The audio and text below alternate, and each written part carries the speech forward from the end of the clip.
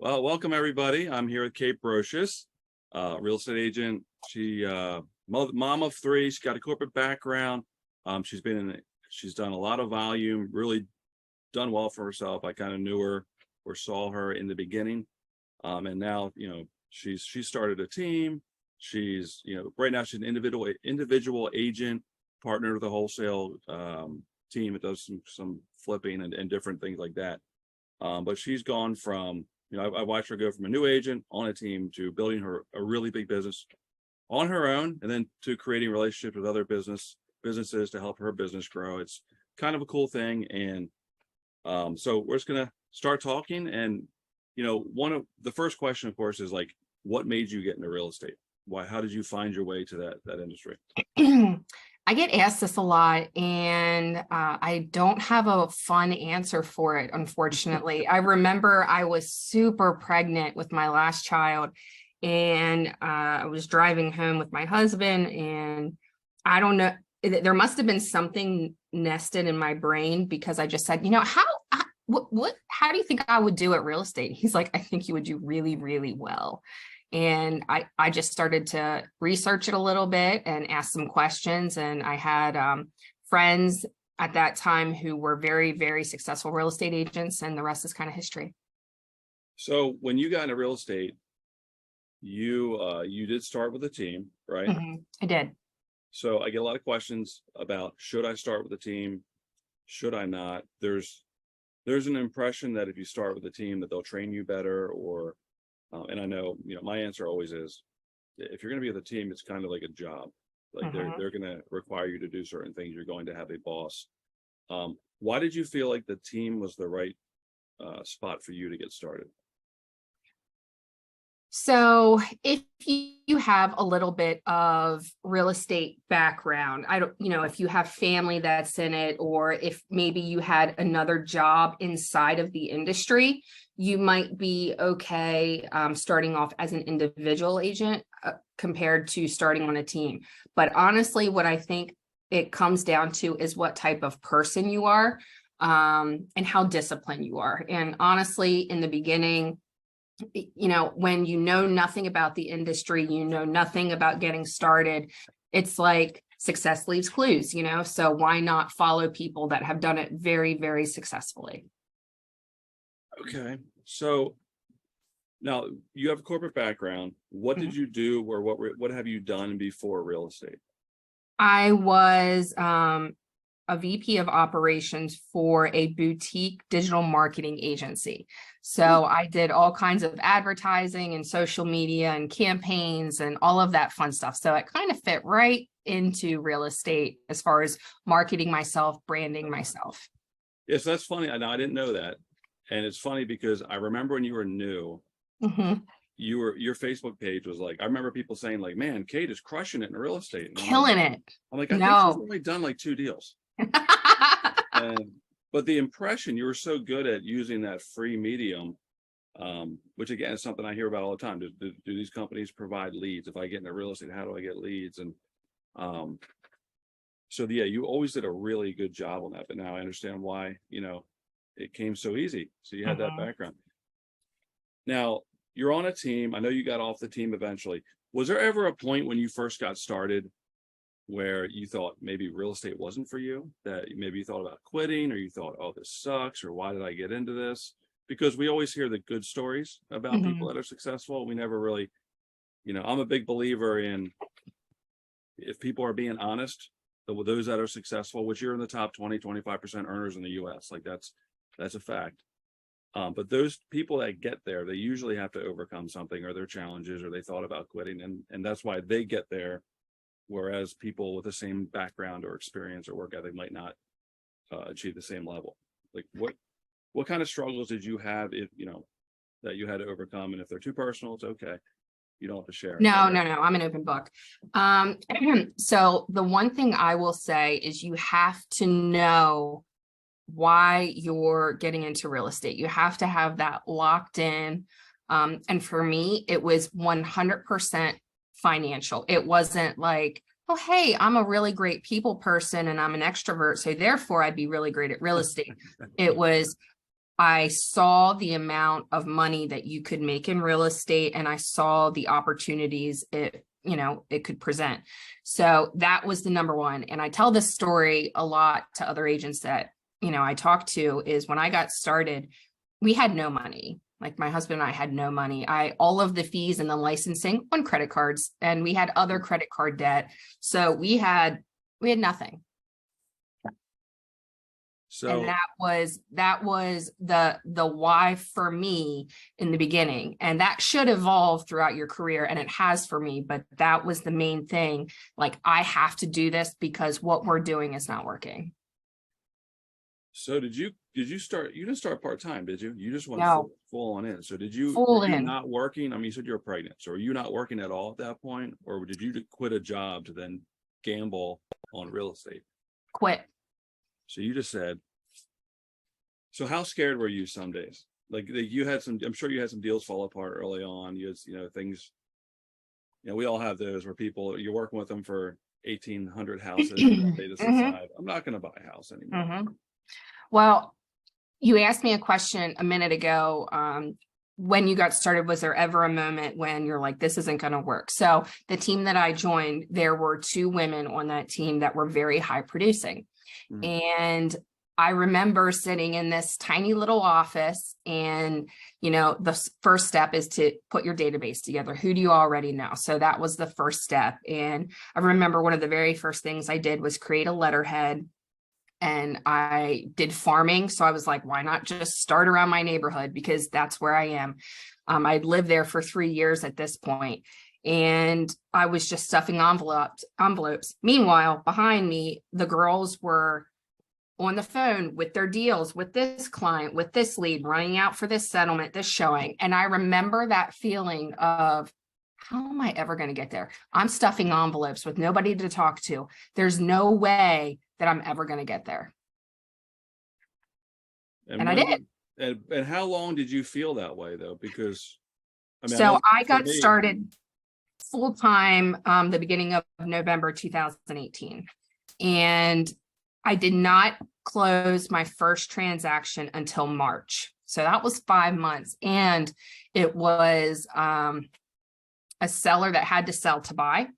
And it was the most challenging client. And if he watches this, he will admit that. Taught me a lot, but still to this day, the most challenging client. It was a nightmare. And there were a lot of hurdles that we had to go through. And I remember every step, he'd be like, that's it. I'm not doing this. We're not moving. We're not buying. And it was like instant panic attack, because this was, I'm counting on this money coming in. And so it was the first. And then after that, I think I had another deal trickle in. And I would say it was a full 12 months before I got consistent and had deals on the board somewhat consistently every single month. So then how long did it take? So, 5 months, 4 or 5 months. I've been there, by the way. Hold on, Rick. I just thought of something. So what was also enticing to me as far as the financials is because of our team. And I don't remember how many agents were on the team at the time, maybe 5-ish, I want to say, when I joined. So the other side to that is I came on as the team showing agent.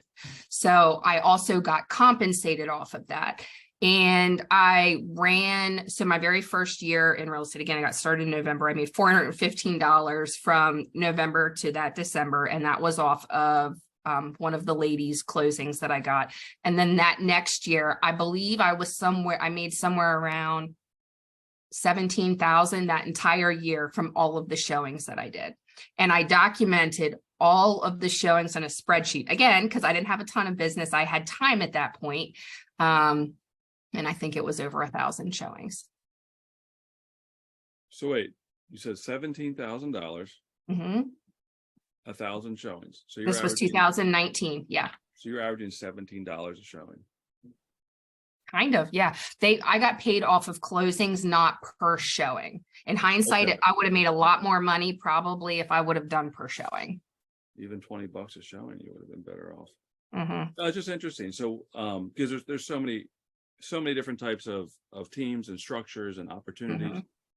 But the beautiful thing inside that, and to this day, it's what got me started. I documented all of those showings, videos or photos, and that's what I was posting. So, your comment you made earlier about always looking busy, that's what I was doing. Yes, I mean, it wasn't a lie. And I would never say in those posts, I'm showing my client, blah, blah, blah, blah. I would just say showing this property today. And that was the truth, but it was for another agent. So it was the smoke and mirror effect of being very busy, in which I was. It just wasn't my own business. But what came from that was business, because from everybody that was outside of my circle, they were like, dang, look at Kait. She's out selling houses. That's where it came from. Yeah, I was always impressed by that, because the person that told me, man, she's crushing it, was another agent that was in your office. Like, if you can appear to be a pro to another agent that's in your office, then clearly your marketing and your what you were doing was really, really good. And all they had to do was pull my numbers, and they would have seen that was in fact false. Well, and and I knew that too at the time, but that was just always really impressive, because of all the when I used to do a lot of new agent training, that's always the number one challenge when you're new is promoting yourself, getting it out there that you're in real estate. And then, of course, even when you do get it out there, people know you're new, and there's a challenge of some people aren't necessarily comfortable. They want you to be in it for a couple of years before they go, they must know what they're doing. So, I mean, that was just a genius move. And there's been a few other agents that have done similar things, some of them a little bit over the top, but it creates the impression. That's always a really good thing. So what allowed you to push through? Because you didn't make very much money. You're doing, and I see this all the time. We got a success rate of less than 20% in the business. And I know, a large part of that's because people just can't make themselves work. Like, that's a fact. Right. But the people that could be successful, that you think should be successful, tend to quit or get out because they don't have the long-term mindset. They just quit too soon, I say. But I also don't blame them, because like you made $415, in that first couple months. Now you're going 5 months without a paycheck. Like, that is sleepless nights. That's a lot of stress. It's a lot of pressure. I mean, how did you overcome, like, what made, because there had to have been points, and I've talked to other agents, same situation. I was in the same situation when I first got started, where you're like, maybe I should just go get a 9 to 5. Like, at least I can count on it. Like, I'm doing all this work for what? Like, what made you keep going?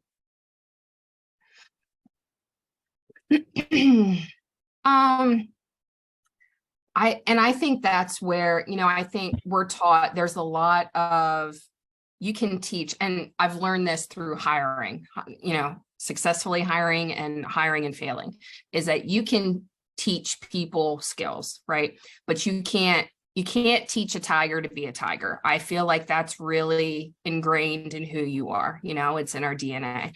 And I am the kind of person that I set goals and I go after them, and I don't stop until I do.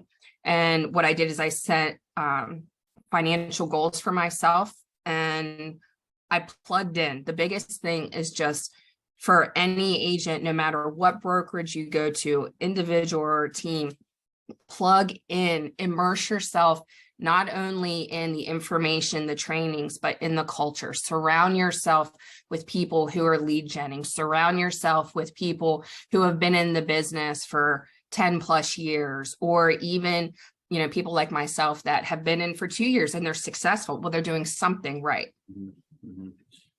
So now the challenge, of course, is because we have, some people are getting in and they can only go part-time. They have to work, or they feel like they need to work. Or like in your case, even though you didn't have a job, you still had 3 children. They were young. Like, how did you manage that? Was there any guilt? Did you ever feel like crap? Because, first of all, you're new, you're not making a lot of money. You're pouring all this time into it, and, you're doing it for the family, obviously. But then you're not, where'd the time come from? Did you say, okay, I'm gonna have to and just not be around the kids that much for the first year or so? Like, what was your mindset and struggles around that? This is one of my favorite topics to talk about. So the short answer to that is, I had and I have a very supportive husband. And I know that's a blessing. And I know there's a lot of people that don't have that. And they may be married or have a significant other, and they still don't have a supportive person, which, I think really can make or break a lot of people. So he was in the mindset, he believed in me, he believed in what I could do. And obviously, real estate's not a new business or industry, it's been around. So it was a lot of sacrifice and a lot of arguments and fights and tears and missed events and missed milestones. Again, I had a baby just 3 months before I became full-time in real estate. So I missed a lot of things. And, hindsight's always 2020. If I had to do it over again, would I? Probably. I probably would do it the same. Now, I also matured a lot in real estate. I matured a lot in my marriage, as a friend, as a wife. And I made a lot of stupid mistakes and I did a lot of things wrong. And my husband and I ended up separating last year. Things just got, more than we could handle, and we separated for an entire year. And that year was so good to me. I didn't see anybody. I just focused on myself, my children, and the business. And it just gave me really great perspective as to what was important to me and what was not. And God brought us back together, and things are really good now. But I had a lot of growing up to do. So what looking back? Sorry, I just threw up on you there. No, I think it's really important to talk about, because what you're right about, you're right about a lot, but what people have to understand, if you don't have a supportive person in your life, whether that's a parent, whether that's a friend, like, it's really difficult for people to believe in themselves by themselves. It's also really difficult because of the lifestyle of a real estate agent for relationships, intimate relationships, to stay strong, because there has to be a lot of trust, because you're going, hey, I'm going to go this place that you don't know with these people that you don't know at a time that I have no idea how long I'm going to be there, and I'm going to get home sometime. Yes. Like, and there's plenty of instances, unfortunately, in this industry of people that use that to then go ahead and be unfaithful. And so that's not what happened with you, I know, but the situation is, like, if you don't have that trust and the strength in the relationship, that's a super challenge too, if the couple isn't expecting that. So how was that? Is there anything that you can share as far as that year? Because now essentially you're a single mom, you know, running a big business at this point. It was the most trying year of my life. And I know there are very, very successful real estate agents who are single moms or dads. And I also had that mindset of, now I have something to prove. I need to prove it to myself and to the whole world and everybody that I can do this on my own. So there was a lot of that. I didn't enjoy it.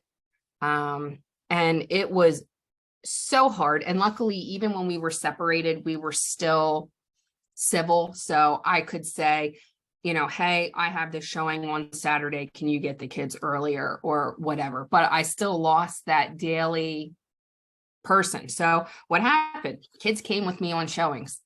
They unfortunately are iPad children. And I know the helicopter parenting style is probably like, but my kids are iPad children. And it's what we have to do sometimes. And I had to do a lot of that last year.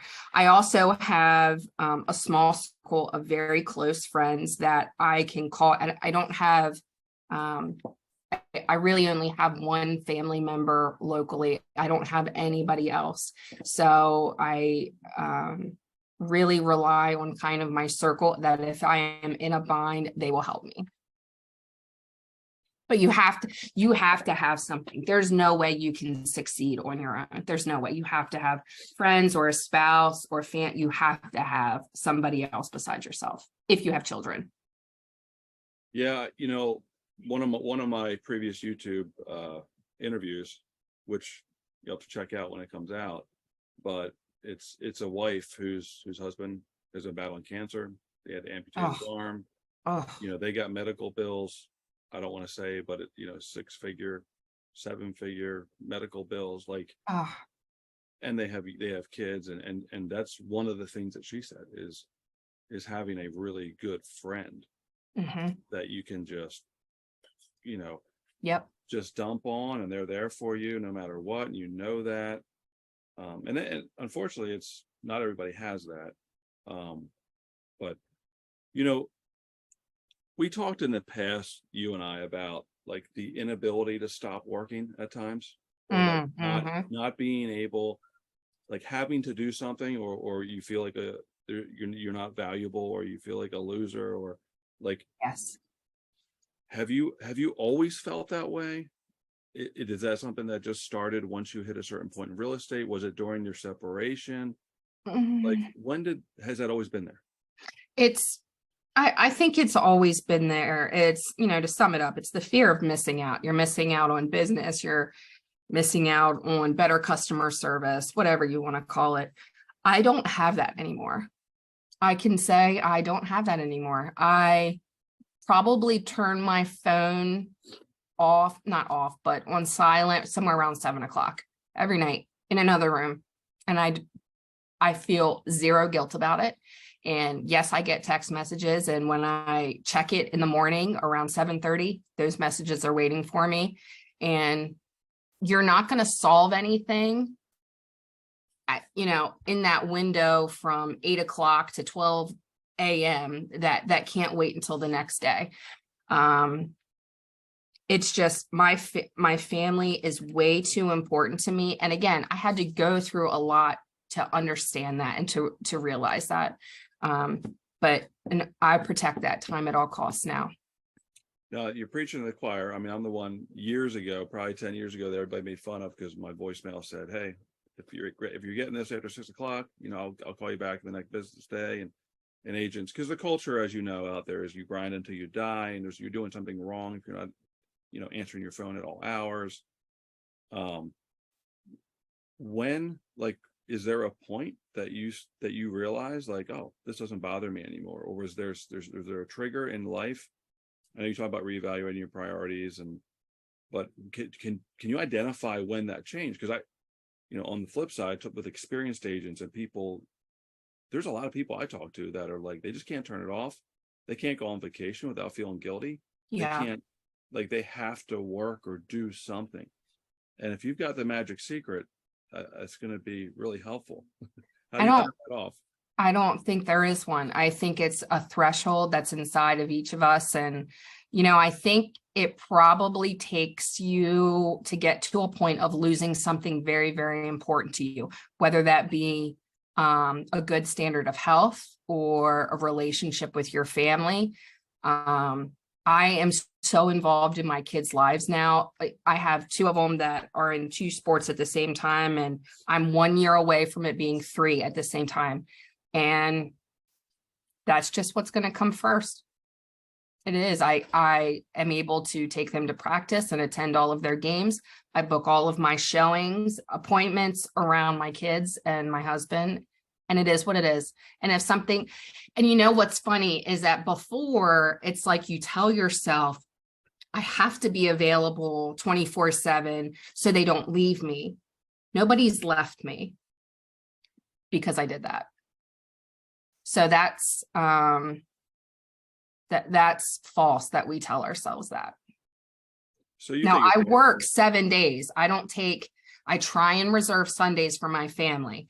If something comes up that a client has a conflict and I might take an appointment that day, but I really do my best to reserve Sundays for my family. So, can you pinpoint, I'm kind of asking the same question, I know. Can you pinpoint the trigger when you said, okay, like this doesn't matter anymore. This is more important. Was it a trigger point? Was it a one day, or was it like over the course of a few months, there were different steps of like, you know what, like,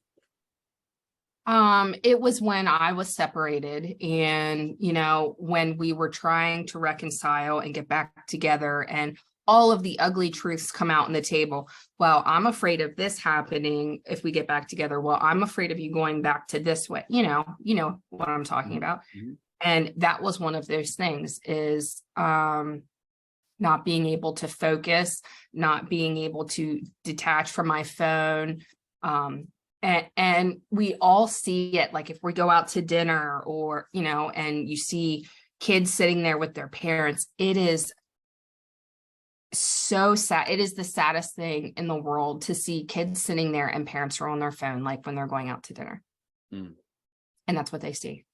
And that's what we're teaching them that they should do. So I would say when my husband was, it's not an ultimatum, but it was a big concern in us getting back together. So again, it was kind of one of those things where, I have to change this way or I'm going to lose something that's very important to me. So you decided like, hey, this is more important. I'm not gonna, you're gonna lock your phone up, whatever you do. What about when you go on vacation or you take some time off? Are you shutting the phone off at that point? No. Can you shut it off, or do you feel guilty at that point? So when I go on vacation, I will always take my laptop. That will probably never change. But I let my clients know, and there's mixed opinions on letting people know that you're on vacation and having a team. And I let my clients know, hey, I can help you. I always have colleagues lined up to help with showings in the event. And of course, I'm not gone over settlements. So everybody vacations. Yeah, but you don't find any of that guilt anymore since prioritizing, getting your life in order and doing that. You can. No, that's awesome. Well, congratulations, because I didn't know that. That's new, and I know a lot of people just are unable to get to that point. And that's not to be it's not to be confused. Sometimes there's things that you have to do. Sometimes you have to write an offer. Sometimes you have to take 2 hours to present offers to a seller. I did that in my summer vacation. You sign up for that. That's the nature of the business. But as far as no, I'll leave my phone in the room. We'll go to the beach. We did the Disneyland thing and didn't mess with it. Phone was on silent. So it's some give and take.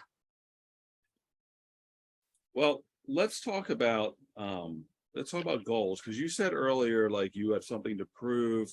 You were when you first got started, like you have the belief in yourself, you have the support, but until you get there, so whenever I talk to people about goals, if someone has never made six figures, that's always their goal. They don't really have an idea of what that means to their life. Like, did you set goals in the beginning? Because some people are afraid to, because they're afraid if they don't hit them, they fail. Do you set goals now? Like, what was your journey on goal setting?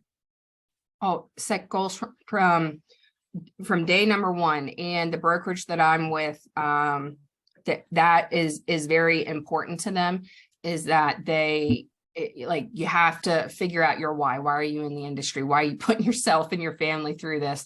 And, and what will it mean for you and for your family? So, from day one, when I started, I was a naturally goal-oriented person, and that was a requirement of the team that I joined. And then I stuck with it ever since, and I have goals for this year.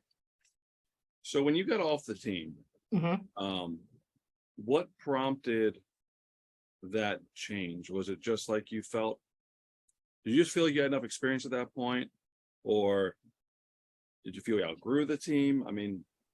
Without digging too into yes and yes. And our leadership was in a place where we were all ready to move on to our next chapter. Okay. Yep. So then you were an individual agent. Mm-hmm. And And I had a rude awakening. So wait, tell me about that. What was the rude awakening? I am your typical salesperson. I like to talk. I love relationships. I have no problem hopping on the phone. The details, the organization, the structure, I am not good at. And it's just, I've embraced that now. I learned to leverage that out and lean on people. But that's not who I am. So getting in the discipline of doing the basic blocking and tackling in real estate that you need to do to drive your business took more effort than I anticipated on it taking, because I lost that community of people, that family of people. And I never wanted the other lead agent on the team to outpace me. So I always had that. When I lost, I just had to regroup. And it I would say my sales probably dipped briefly for a little bit. Well, and so you were used to having a transaction coordinator on the team that handled all that stuff, right? No, we did our own. Oh, you did all your own. We did our own. And she came on, and I want to say she only did the list side. I don't really remember. So then the transition to being an individual agent shouldn't have been too different. So what were the details that you were on or not? Like what was? So there was no weekly accountability meeting. That was the big thing. Oh, okay. So we had our thing, the 4 combos, where you would talk about all of the touches, contacts, and, all that stuff that we did. Well, that went away. And I just didn't do that for myself. So how did that change for well, first of all, what changed? You didn't have accountability. They said you weren't following, you didn't have to report your numbers. So then that meant, I'm guessing that meant there was no pressure for you on a week-to-week basis to Correct. do. Yep. Which, I mean, that's the challenge of most people when they get into real estate. Like I said, most people fail because they can't make themselves do the work. They can't. So when did you recognize it? How did you fix it? How did I fix that? Well, I think my pipeline dried up and I thought, better get to work, because that's, our pipeline is our accounts receivable. So when there's nothing there, there's no pay coming in. It was as simple as that. But I had to see that happen, and it took, it took a phase of that happening. And it's like, okay, got to time block my lead gen time, got to make sure I'm putting that in every single week. And can't forget about the database. I'm awful with my database. So bad. So there you have it. You can be terrible with your database. You can. You can. Well. Real estate's for everybody. So was that so I actually got into real estate. You probably don't know this, because a friend of mine in a different state was in real estate and said, you'd be really good at this. But he didn't make it because he would have his pipeline built. He'd have all this money coming in and he'd be like, I don't need to do any work. And then the cash would go until all of a sudden he's like, oh crap, there's money pressure. I need to work. But it's as 30, 60, 90, 6 month, type of transition till you get a lead, get a client, and maybe till you close and get paid. So he was on this roller coaster of like cash flush in debt, get back out of it, flush, a lot of cash, and he couldn't handle the roller coaster. So how did you go from money pressure to maintaining that level and not kind of riding the roller coaster like he did?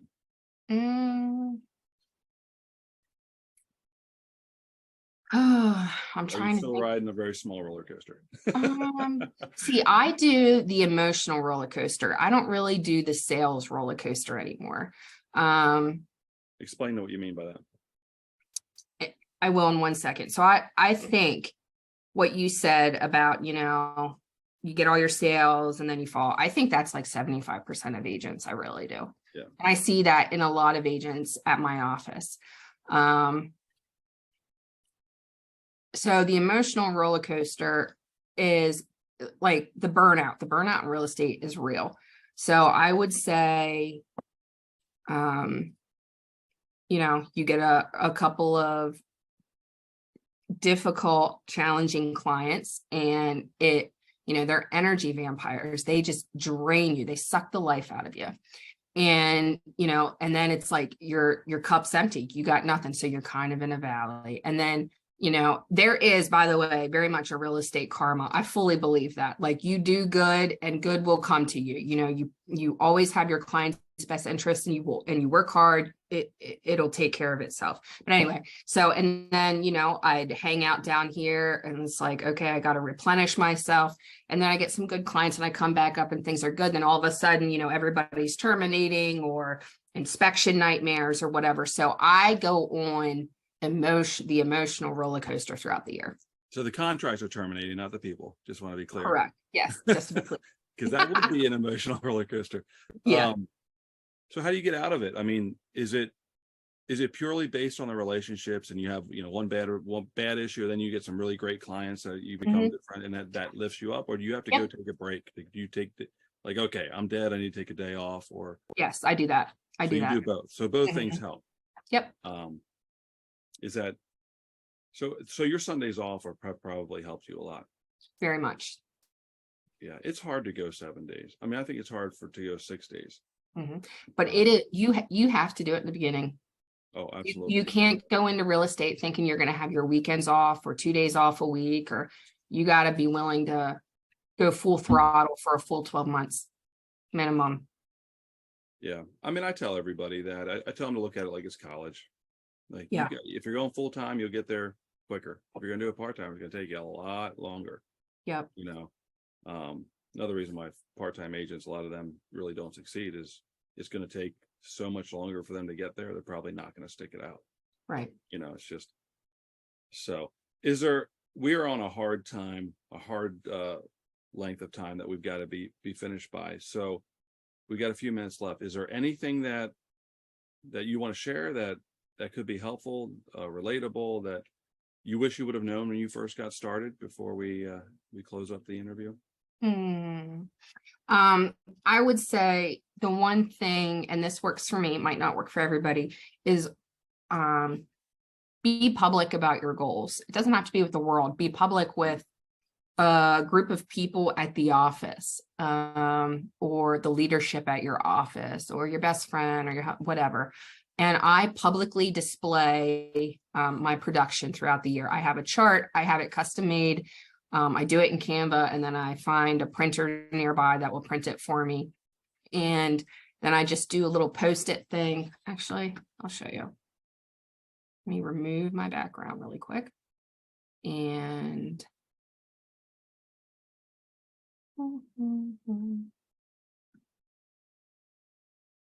okay. All right, let's see what you got here. Holy cow. Great logo, by the way.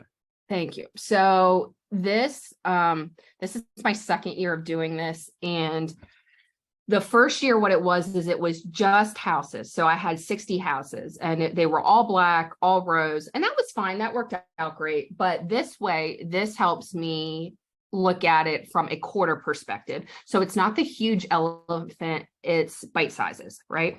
So you can see I'm over halfway through my first quarter already, but it just feels different to have this up here, to look at it every single day, and like, okay, we got to keep working. We're not finished our quarter goal yet, blah, blah, blah, blah. And then I'll just show you this briefly, but right beside that is my, and I'm not gonna let you read it, but that is my goals for 2023 written out. Like it's my 1-3-5. So my one big goal, the 3 strategies to get there, and then the 5 tactics to do each of those.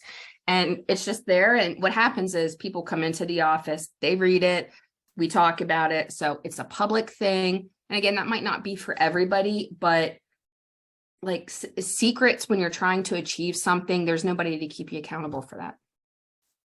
Yeah, I know. A lot of people, I was this way very early in my career. Like, I didn't want to set the goal, because if I didn't get there, then I felt like a failure. And then to everybody else, I was a loser. I didn't get there. Now you're kind of ahead.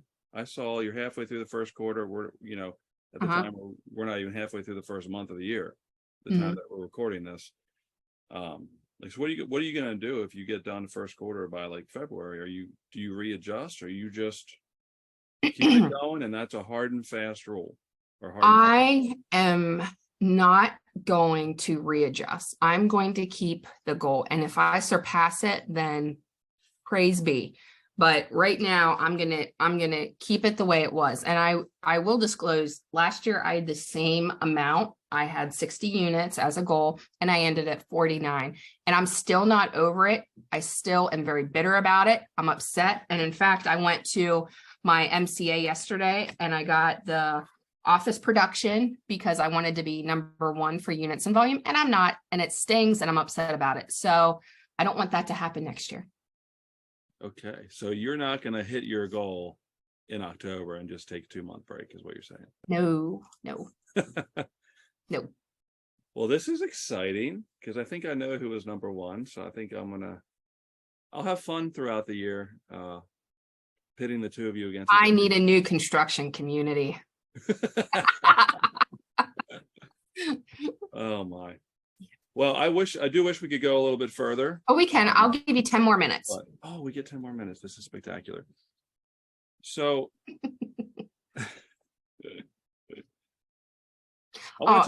here, let me show you this real quick too. So my best friend is, we've been like business partners, loosey goosey, and it's, she was the highest producer on the team that I was on. And, I always say that if it wasn't for the Rainmakers and her, I would not be where I am today. So, and we share an office. Hey, Kayla. Hi. We sit across from each other. We hear what's going on with each other in business. Again, it goes back to, even still 4 years in, you have to immerse yourself in what's going on. So last thing that I wanted to talk about that I didn't think we were going to have time for was you decided that you wanted to build a team. Oh yeah. This didn't quite work out. Yeah. And that's okay. And, I did the same thing. I partnered with some folks to learn that the only reason I really wanted to build a team is I like the coaching and the training aspect of it and nothing else. So you won't be seeing me with a team anytime soon.